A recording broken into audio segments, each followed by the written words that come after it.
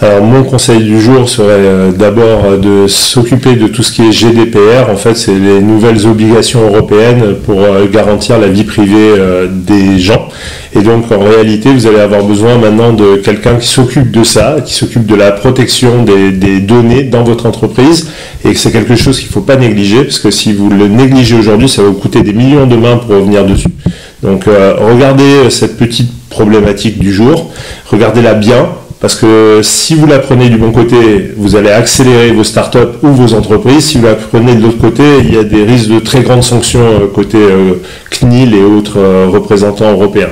Donc ça, c'est un des premiers conseils. Nous, on le fait depuis le début. Mais je peux vous dire, regardez, parce que ne vous laissez pas dépasser par ce genre d'obligations. Ça va arriver très vite. Et enfin, un peu plus sympa quand même, parce que lire des obligations européennes sur la vie privée n'est peut-être pas votre tasse de thé. Moi, j'aurais tendance à dire qu'il faut croire en ce que vous voulez faire. Regardez surtout le marché, regardez ce qu'il y a sur le marché. Quant, on s'attaque au plus gros.